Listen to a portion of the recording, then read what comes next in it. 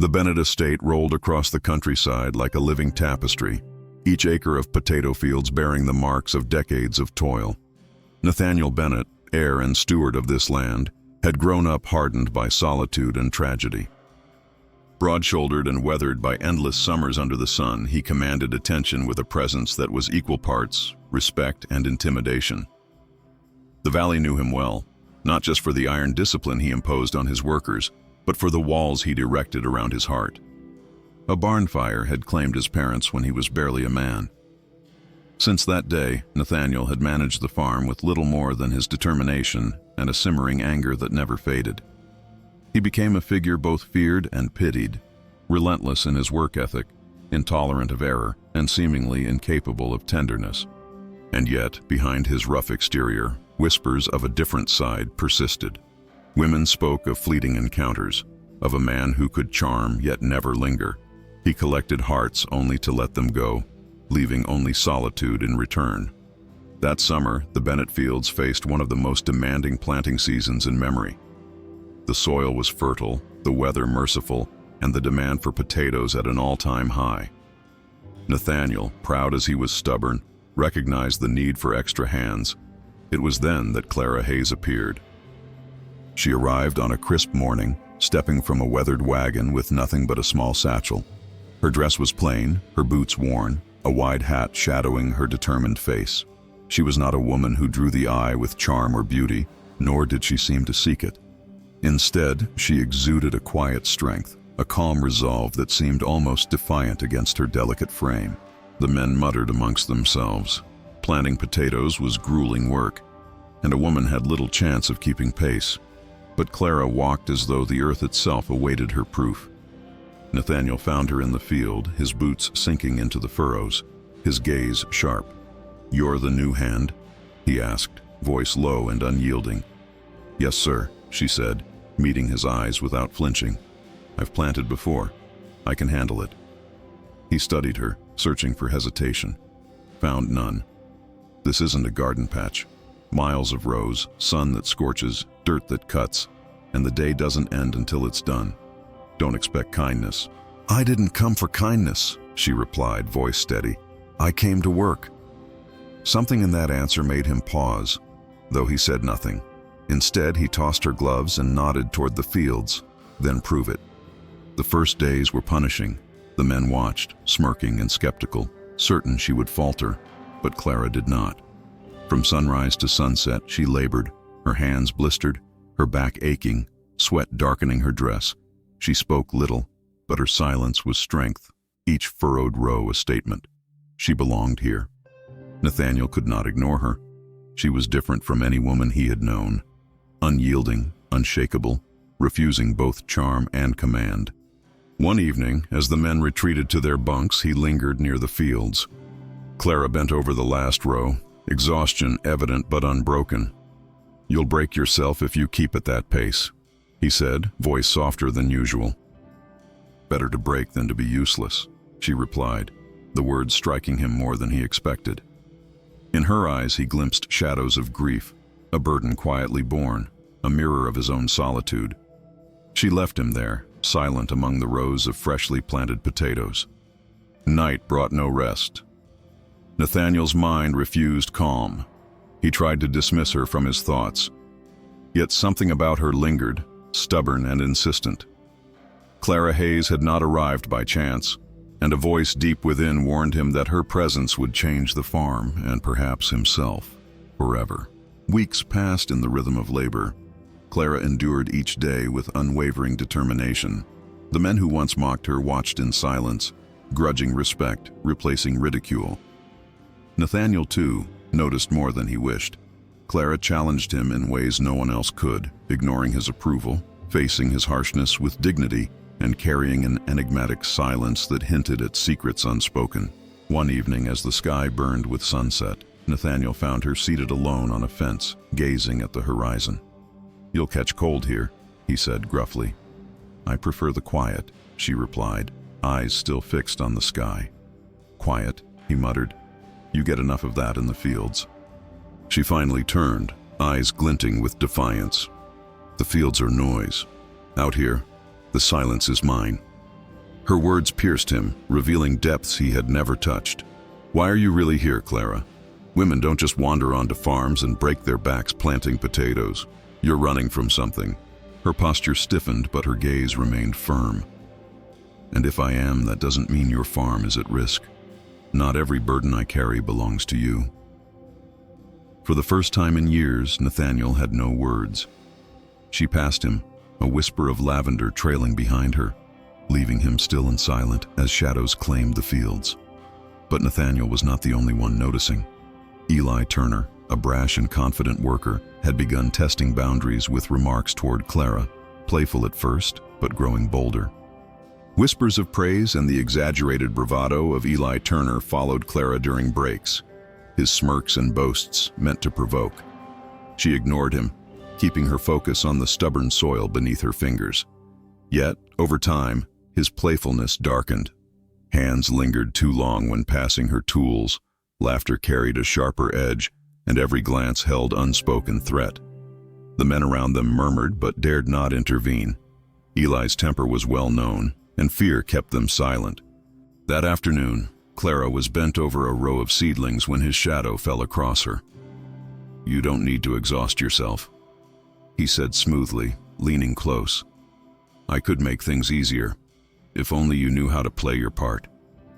Clara straightened instantly, chest tight, fists trembling, but her face betrayed nothing.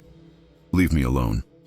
Eli smirked, moving closer, hand reaching for her wrist.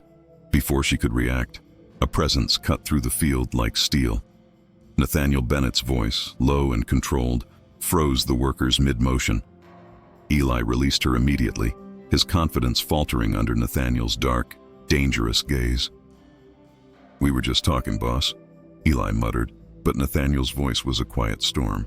"That's not what I saw," Nathaniel said, stepping closer until his shadow fell over Eli. "Touch her again, and you won't have hands left to work these fields." The threat hung in the humid air, broken only by the whisper of wind through the potato leaves. Eli muttered curses but dared not respond, disappearing into the furrows with his pride wounded. Clara's heart raced, words of gratitude caught in her throat. Nathaniel's unreadable expression offered no explanation, only a quiet promise. "You don't need to fight alone." That night, Clara lay in the narrow barracks cot, staring at the rough-hewn ceiling, haunted by memories she had fled.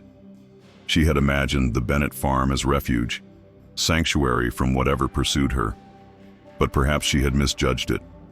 Yet, in the storm of fear, a flicker of hope surfaced, carried by Nathaniel's voice, a reminder that she might not be entirely alone.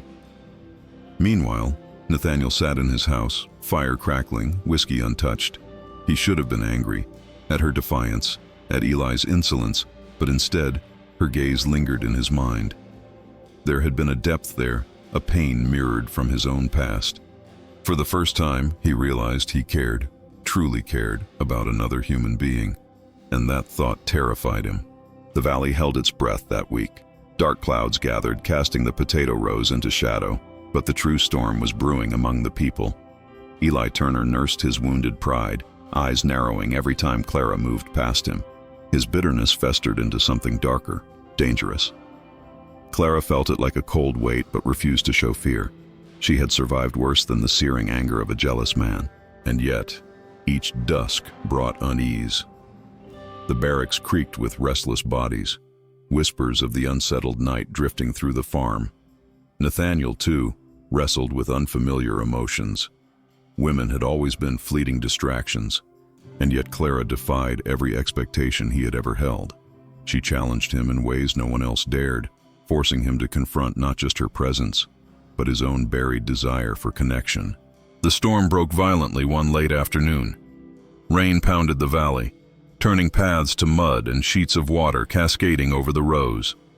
Workers fled for cover, but Clara lingered, stubbornly trying to shield the fragile seedlings from the deluge. "Clara." Nathaniel's voice cut through the downpour. He came charging into the field, soaked, hair plastered to his forehead. "Step back. The storm will take what it wants." Her eyes flashed with defiance. "I can't just let it die.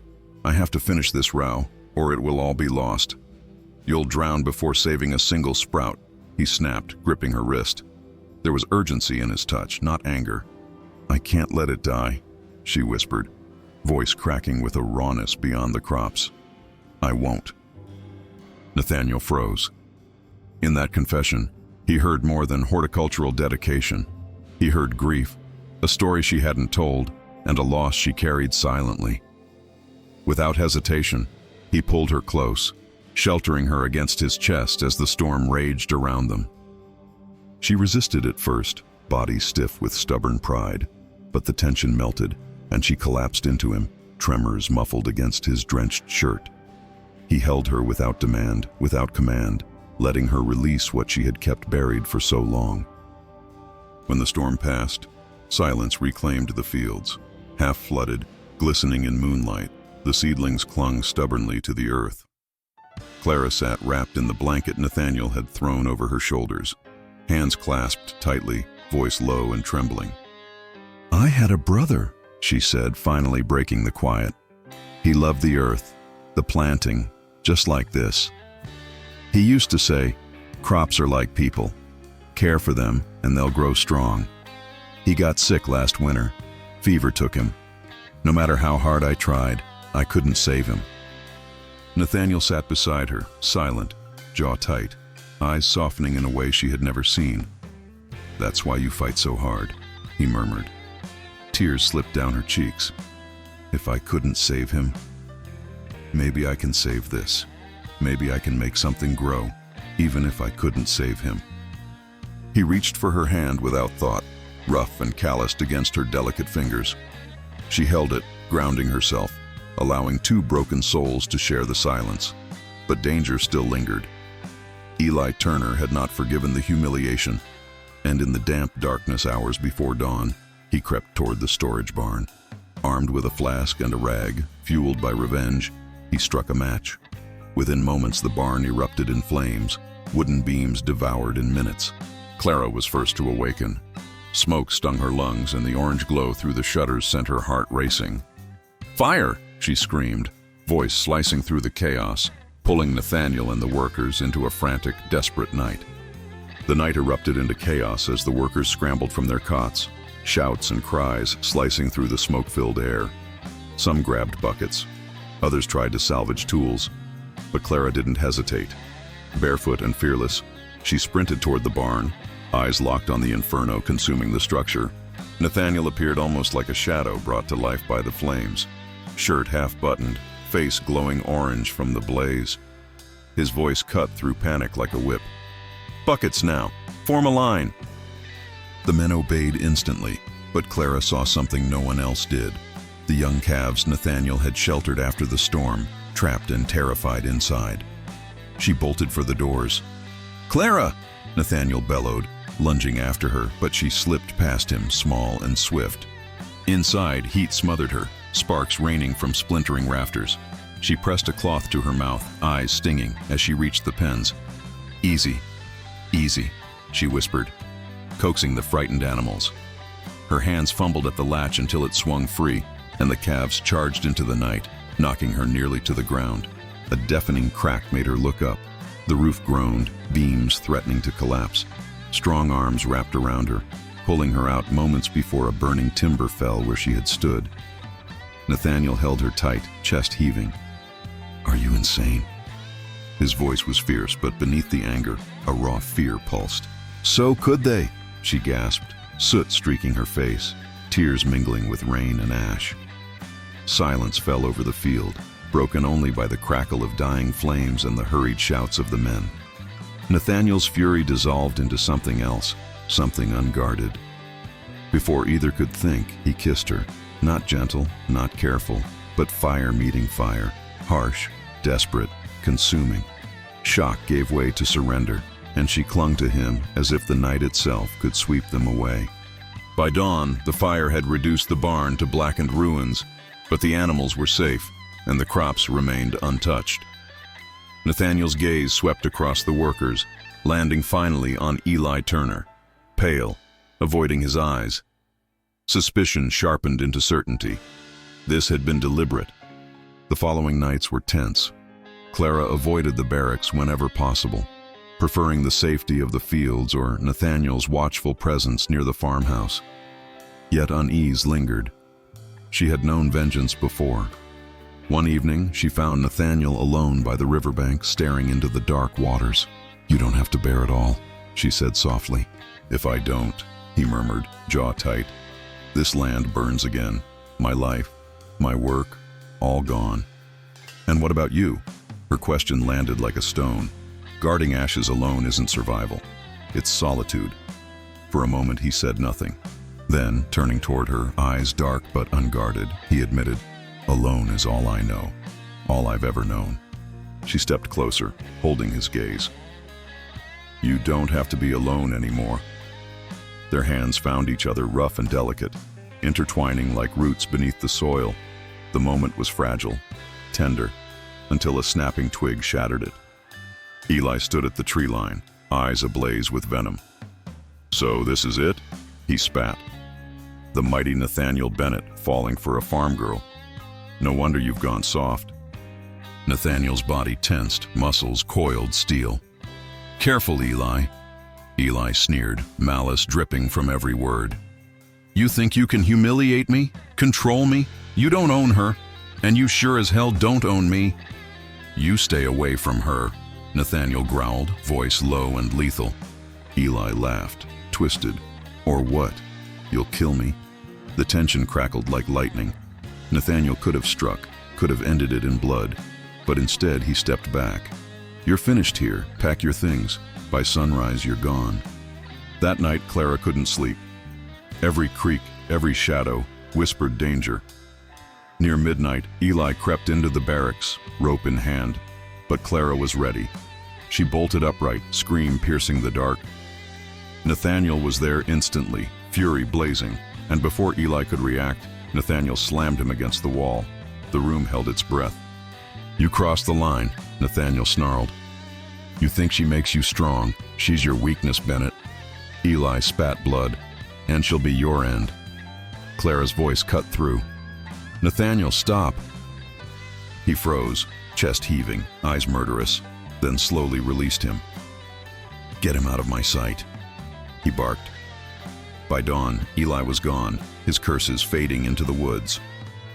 Nathaniel turned to Clara, hand trembling as it brushed her cheek. "He won't touch you again, I swear it." Her heart pounded. For the first time, she believed him. Weeks passed. The barn was rebuilt stronger than before. Potato plants thrived, and the workers regained their laughter. Nathaniel no longer feared shadows. He had purpose, and he had Clara. One evening, under the silver glow of a half-moon, Clara joined Nathaniel in the old potato field. Tiny green shoots broke through the soil. "They survived," she whispered, fingers tracing the fragile leaves. "Because you fought for them," he said, gaze softening. "And just as you fought for me." Clara's eyes widened. Nathaniel Bennett, the solitary, hardened man of the valley, knelt before her with vulnerability in his voice. "You don't need to fight, Nathaniel," she said. "You need someone to stay." The words struck him like lightning. His rough hands cupped her face. "I've lived alone so long, kept everyone at a distance. But you made me want more. More than land, more than fleeting warmth. I want you." Tears blurred her vision. She leaned into him, their lips meeting in a tender, promised kiss. Not of desperation, but of beginnings. The next season brought rhythm and life. The barn flourished, crops reached skyward, and love rooted itself deeply in the soil of the Bennett farm. And then, as harvest day dawned under a gold-streaked sky, Clara noticed a small bundle beneath one of the newly sprouted potato rows. A tiny calf, abandoned during the fire, gazed at her with wide, trusting eyes. Nathaniel knelt beside her, hand finding hers. "Looks like some things survive even when you least expect them," he said, a smile tugging at his lips. Clara laughed softly, leaning into him. The farm, the fire, the battles, they were behind them.